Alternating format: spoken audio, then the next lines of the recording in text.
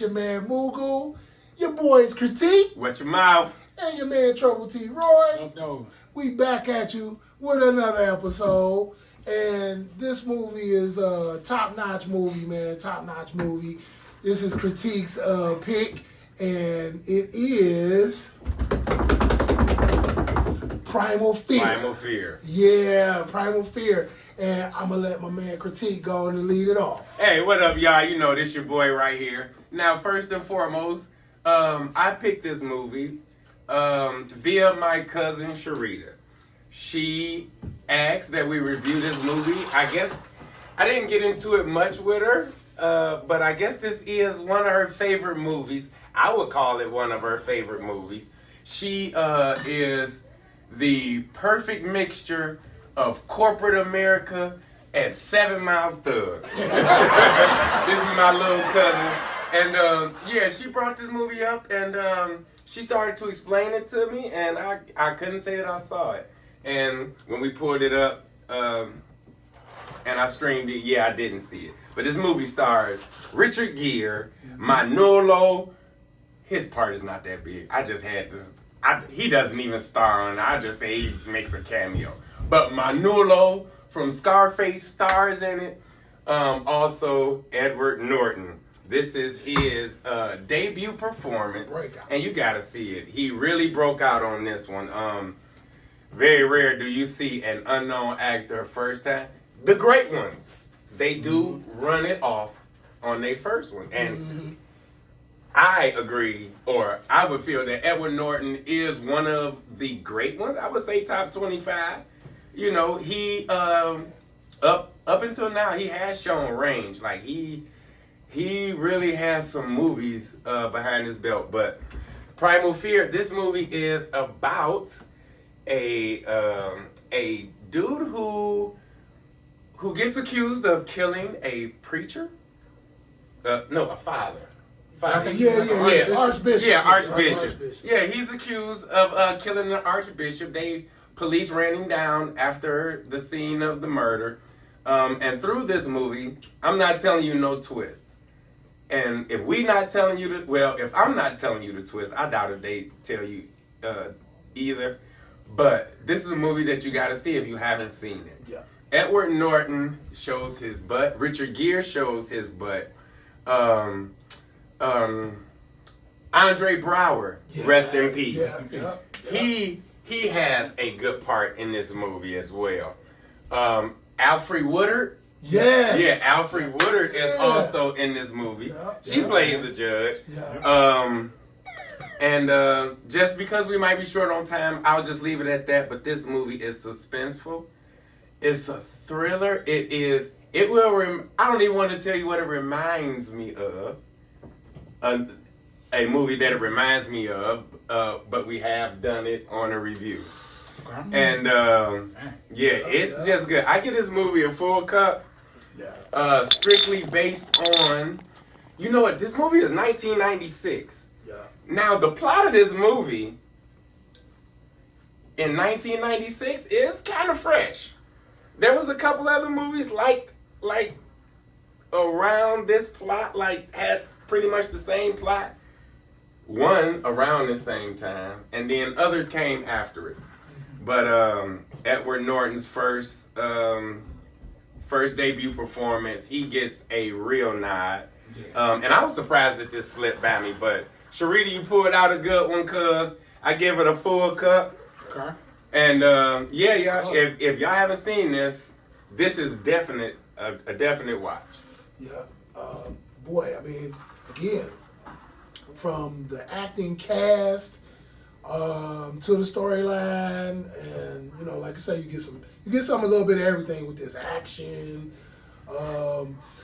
They were trying to put the like romance angle in a little bit, but it was like a real dry one.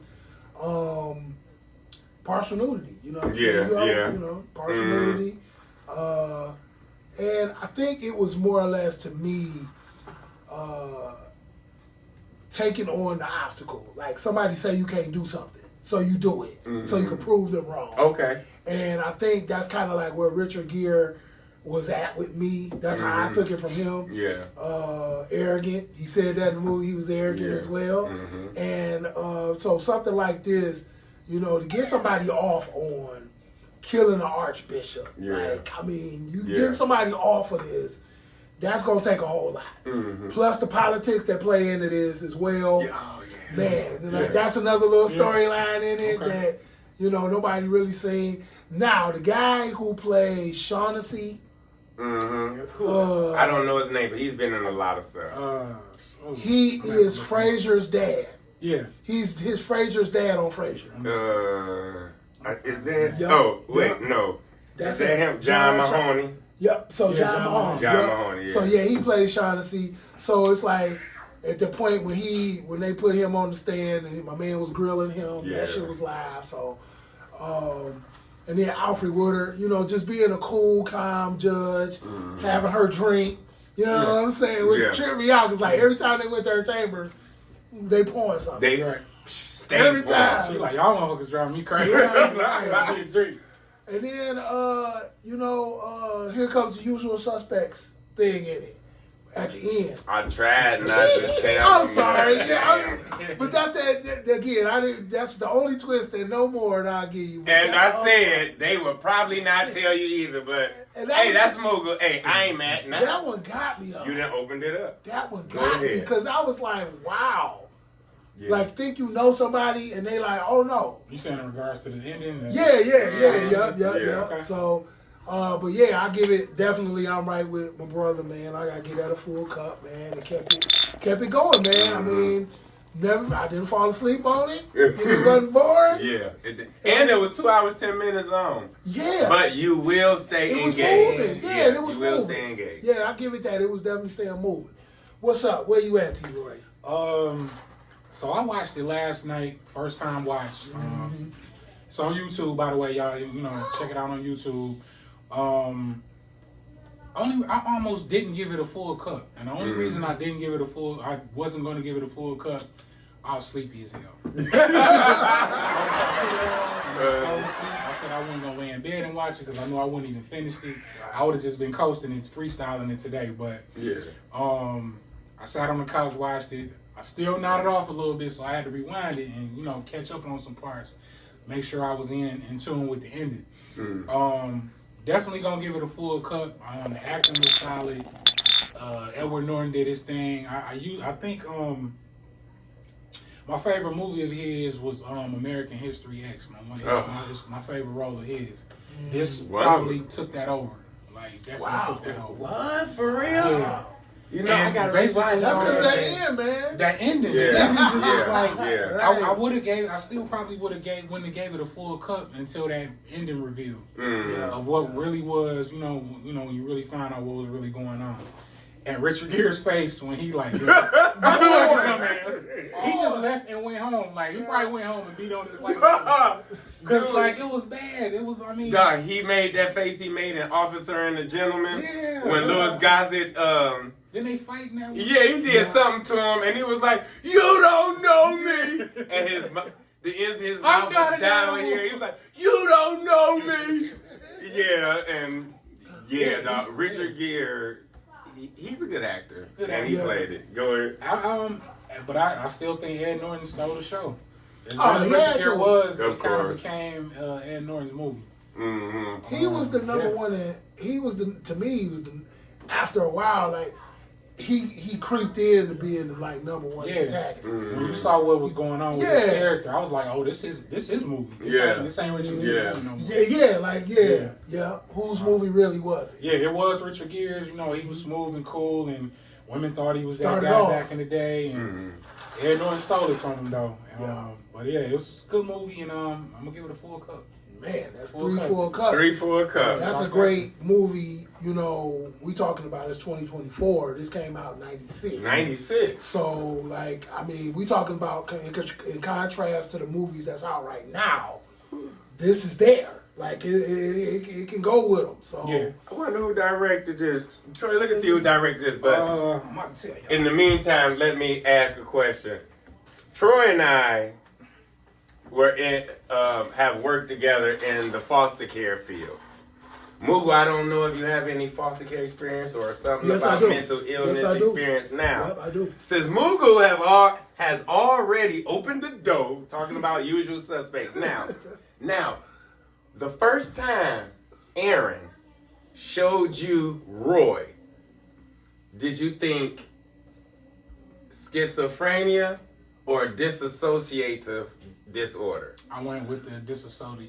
Yeah. Dissociate. It would have to be, I yeah, went with because this like he's cutting off a whole side of himself to go to something else. So yeah, I would take it like that. Yeah, I would say dissociative disorder only because he went through. It was like, well, he portrayed that he went through a change. Schizophrenia is they just come like and Boom.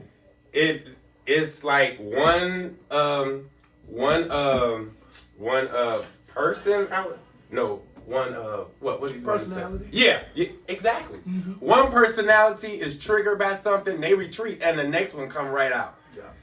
Disassociative is like, hey, okay, now first I'm about to find out what you're doing to me, then I'm gonna retreat, then I'm gonna run, and then this other person comes out.